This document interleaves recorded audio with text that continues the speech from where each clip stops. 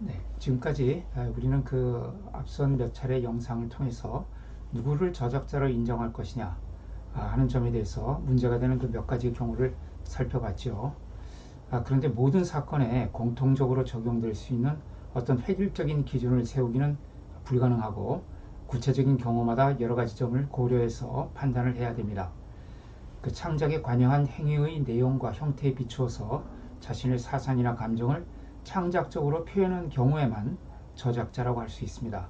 이것을 이제 창작적으로 기여했다고 하죠. 그래서 창작적으로 기여한 사람만이 저작자로 인정을 받을 수가 있습니다. 그래서 창작 환경을 조성했다든가, 뭐 예를 들어서 자금을 지원한다든가, 뭐 기획을 한다든가, 그런 것은 창작에 아무리 중요한 영향을 미쳤다 하더라도 그 자체가 창작적 표현행위라고는 볼 수가 없죠. 또 장비를 준비하는 것 같은 뭐 촬영 장비라든가 조명 장비, 이런 그 준비 행위를 어떤 기계적인 보조 작업만 한 경우에도 저작자가 될 수가 없습니다. 지난 영상에서도 말씀드렸지만 결론적으로 그 작품을 제작함에 있어서 창작적으로 기여를 한 사람만 저작자가 될 수 있고, 그런 기여를 하지 못한 사람은 저작자가 될 수 없습니다.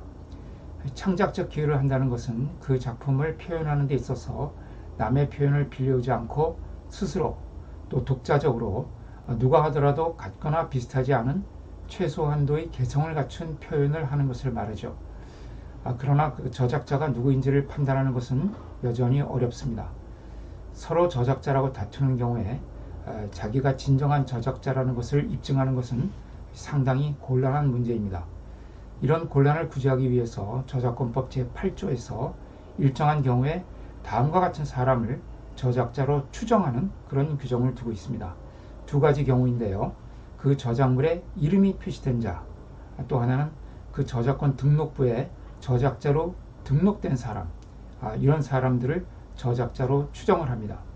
먼저 그 저작물에 그 이름이 표시된 자, 구체적으로는 이런 경우입니다.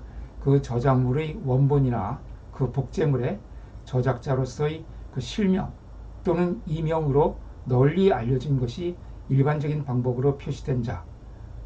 그러니까 예를 들어서 뭐 이런 책이 있으면은 이 책에 뭐 오승종 이렇게 저작자로 이름이 쓰여져 있으면 이 오승종을 이 책의 저작자로 추정을 한다는 것이죠.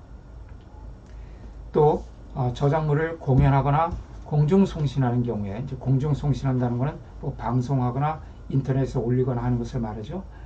공연하거나 이런 공중송신을 하는 경우에 저작자로서의 이름이 표시된 자, 이런 사람들을 저작자로 추정을 합니다. 자, 여기에 해당되는 사람은 그 저작물의 저작자로 추정이 되고 아울러 저작권을 갖고 있는 것으로 추정이 됩니다. 따라서 어떤 책의 표지에 A라는 사람의 이름이 표시되어 있으면 그 책의 저작자는 A로 추정이 됩니다. 또 어떤 유튜브에 올려진 그 영상에 A의 이름이 뭐 자막으로 저작자로 표시가 되어 있다.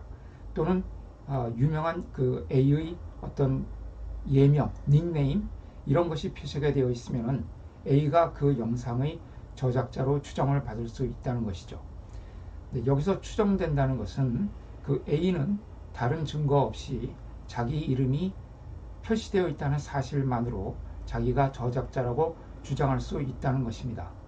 반대로 A가 아니라 B가 저작자라고 주장하는 사람은 그 B가 저작자라는 실질적인 다른 증거를 제시해야 됩니다.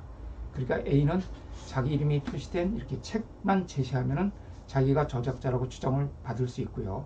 만약 이 책에 A의 이름이 쓰여져 있는데 사실은 A가 저작자가 아니라 B가 저작자라고 주장하려면 그 B가 실질적인 저작자라는 다른 증거를 제시해야 된다는 것이죠. 만약 그러한 증거를 제시하지 못하면 A가 저작자라고 인정을 받게 됩니다. 따라서 소송에서 A와 B가 각자 자신이 저작자라고 주장할 경우에 A는 그 콘텐츠에 자기 이름이 표시되어 있다는 사실만 제시하면 되죠. B는 반대로 자기가 실제 그 콘텐츠를 창작하였다는 사실을 다른 실질적인 증거, 뭐 예를 들면 그 창작 노트라든가 창작 과정에서 저장된 파일 같은 거, 이런 것을 제시해서 자기가 실제 창작을 했다는 것을 입증을 해야 된다는 것이죠.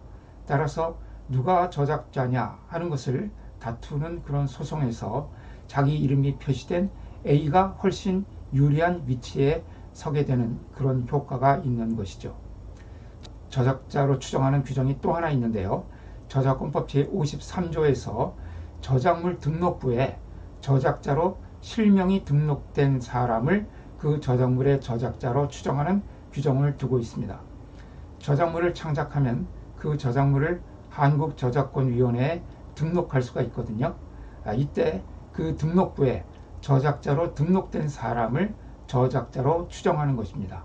따라서 A가 어떤 콘텐츠의 저작자로 저작권 등록부에 등록이 되어 있다면 A는 그 등록증만 제시하면 자신이 저작자라고 주장할 수가 있습니다.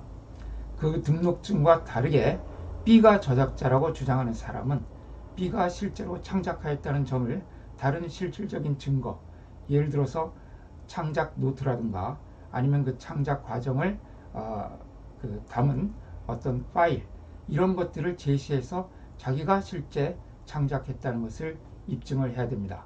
역시 이런 경우에도 A가 소송에서는 훨씬 유리한 위치에 있게 되겠죠. 자, 이렇게 저작자로 추정받을 수 있는 두 가지 경우에 대해서 알아봤습니다.